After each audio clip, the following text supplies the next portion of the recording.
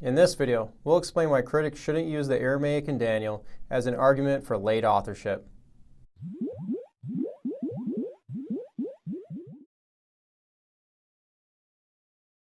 Reminder, hit the subscribe button below and turn on the notification bell to stay up to date on our Daniel series as new videos come out. An objection that's often used by critics against early authorship is the Aramaic that's found in Daniel chapter 2 through 7. They'll say that it should be considered late.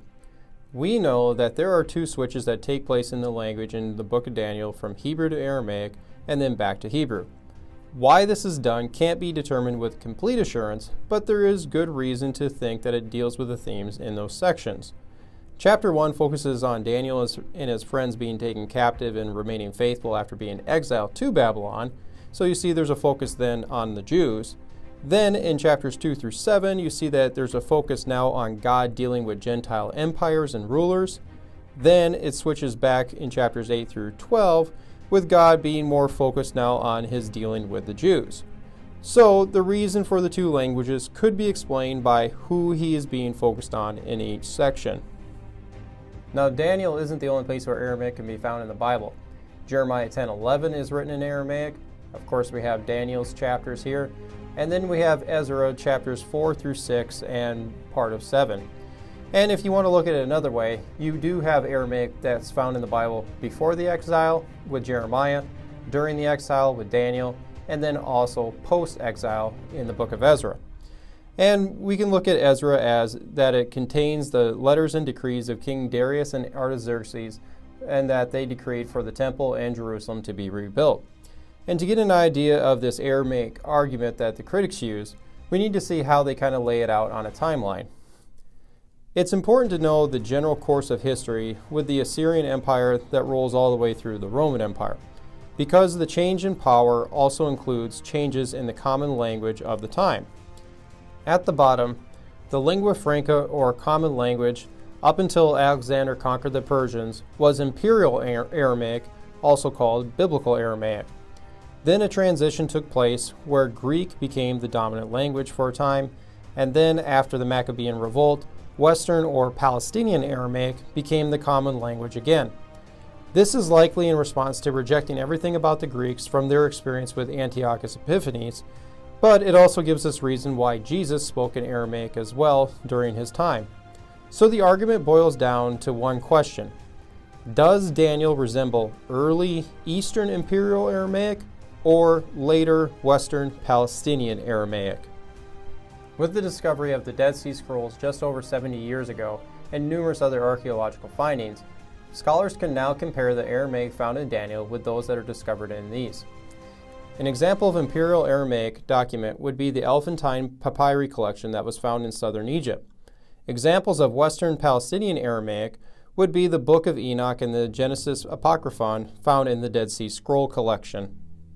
One article that I would direct anyone to on this topic is done by scholar Kenneth A. Kitchen, The Aramaic in Daniel.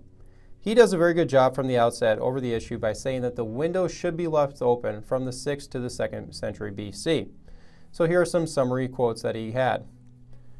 The result is that 9/10 of the vocabulary is attested in texts of the 5th century BC or earlier.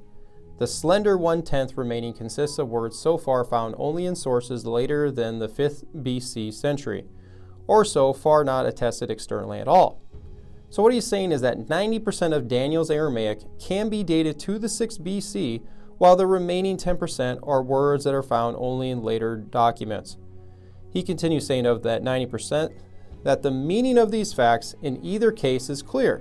Among the 9/10, words found in Old and Imperial Aramaic documents in the 9th to 5th centuries BC would in themselves allow of any date for the Aramaic of Daniel from the 6th century BC onwards. So he doesn't say that this means that we can just plant Daniel in the 6th century BC, but he says that it is a possibility. Turning to the 1/10 of unattested and so far late attested words, two interpretations are theoretically possible for the latter class. One may assume that they are generally late words and therefore bring down the date of the Aramaic of Daniel, or of their introduction into that Aramaic to a suitably late date. one may with equal justification assume that in fact that this is the familiar vicious fallacy of negative evidence, that these words may yet turn up in earlier sources, so disproving their apparently late date.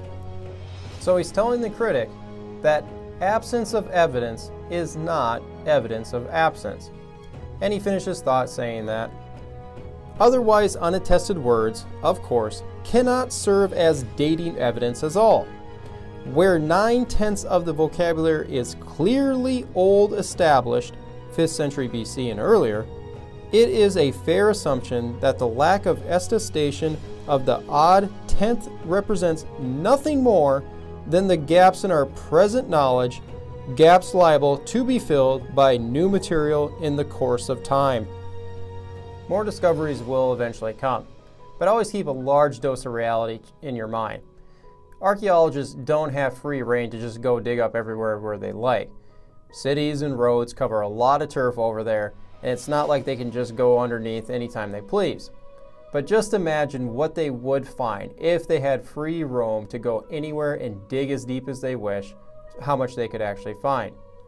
Overall, let's see what Kenneth Shin finishes off with. Hence, as far as the main, i.e. Semitic, vocabulary is concerned, we have no warrant whatever to draw any conclusion about the date of Daniel from its Aramaic, except to say that any date from the 6th century BC onward is possible.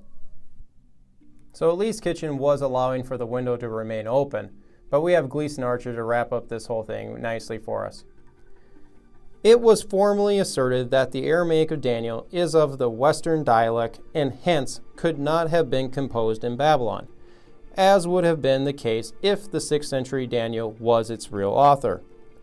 Recent discoveries of 5th century Aramaic documents, however, have shown quite conclusively that Daniel was, like Ezra, written in a form of Imperial Aramaic, an official or literary dialect which had currency in all parts of the Near East.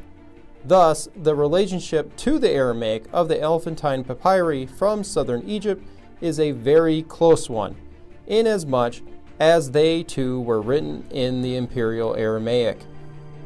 Bottom line is that scholars line up Daniel's Aramaic just fine in the 6th century BC. Critics would have to say that the anonymous author just made it look like Old Aramaic as a ruse to make it look like it was an authentic book. This isn't the only time critics attack the language side of Daniel, but don't worry or be shaken when they say it with such conviction, because it is simply not true. Reminder to hit the subscribe button below, turn on the notification bell, hit the like button, and leave a comment. And don't forget to visit us at justscripture.org. In the meantime, stay salty.